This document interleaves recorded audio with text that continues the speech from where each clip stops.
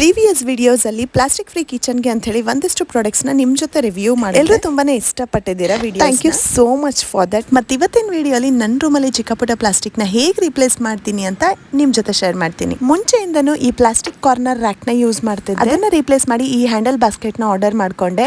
ನೋಡೋಕ್ ಚಿಕ್ಕದಾದ್ರೂ ಕೂಡ ತುಂಬಾ ಸ್ಪೇಷಿಯಸ್ ಆಗಿದೆ. ನನ್ಗೆ ಮತ್ತೆ ಬೇಬಿಗೆ ರೆಗ್ಯುಲರ್ ಆಗಿ ಯೂಸ್ ಮಾಡೋ ಎಲ್ಲ ಪ್ರಾಡಕ್ಟ್ಸ್ ಅದ್ರಲ್ಲಿ ಆರಾಮಾಗಿ ಇಡ್ಸುತ್ತೆ. ಬೇಡವಾದ ಎಲ್ಲ ವಸ್ತುನ ಎಸ್ಬಿಟ್ಟು ನನ್ಗೆ ಏನೇನ್ ಬೇಕೋ ಅದನ್ನ ಮಾತ್ರ ಇದ್ರಲ್ಲಿ ನೀಟಾಗಿ ಆರ್ಗನೈಸ್ ಮಾಡಿ ಸೆಟ್ ಮಾಡ್ಕೊಂಡಿದ್ದೀನಿ. ನಾನು ಇಷ್ಟಪಟ್ಟು ಬೆಳೆಸಿರೋ ಒಂದು ಪ್ಲಾಂಟ್ ಇದೆ ನನ್ನ ಹತ್ರ. ಇದನ್ನ ರೂಮಲ್ಲಿ ಇಡಬೇಕು ಅಂತ ತುಂಬ ದಿನದಿಂದ ವೆಯ್ಟ್ ಮಾಡ್ತಿದ್ದೆ. ಅದಕ್ಕೆ ಅಂತ ಒಂದು ಪ್ರಾಡಕ್ಟ್ನ ಪರ್ಚೇಸ್ ಮಾಡಿ ಅದರಲ್ಲಿ ಇಟ್ಟಿದ್ದೀನಿ. ತುಂಬ ಕ್ಲಾಸಿಯಾಗಿ ತುಂಬ ಚೆನ್ನಾಗಿ ಕಾಣಿಸ್ತಾ ಇದೆ. ಇತ್ತೀಚೆಗೆ ನನ್ನ ರೂಮ್ನ ಸೆಟ್ ಮಾಡ್ಕೋತಾ ಇದ್ದೀನಿ. ಸೊ ಹಾಗಾಗಿ ರೂಮಲ್ಲಿ ಏನೂ ಇಲ್ಲ. ನನಗೆ ಮತ್ತು ಬೇಬಿಗೆ ಬೇಕಾಗಿರೋ ಎಲ್ಲ ಪ್ರಾಡಕ್ಟ್ಸ್ನ ಈ ಥರ ಅಲ್ಲಿ ಪ್ಲೇಸ್ ಮಾಡಿದ್ದೀನಿ. ತುಂಬ ಚೆನ್ನಾಗಿ ಕಾಣಿಸ್ತಾ ಇತ್ತು. ಇದು ಕಾಂಬೋ ಆಫ್ 2 ಅಲ್ಲಿ ಬಂದಿತ್ತು.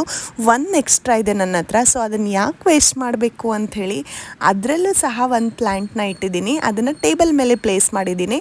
ತುಂಬ ಚೆನ್ನಾಗಿ ಕಾಣಿಸುತ್ತೆ. ಕಣ್ಣಿಗೆ ಎದ್ದ ತಕ್ಷಣ ಹಸಿರನ್ನ ನೋಡಿದ್ರೆ ತುಂಬ ಖುಷಿ ಆಗುತ್ತಲ್ಲ. ಸೊ ಹಾಗಾಗಿ ರೂಮಲ್ಲಿ ಪ್ಲ್ಯಾಂಟ್ಸ್ನ ಇಟ್ಟಿದ್ದೀನಿ.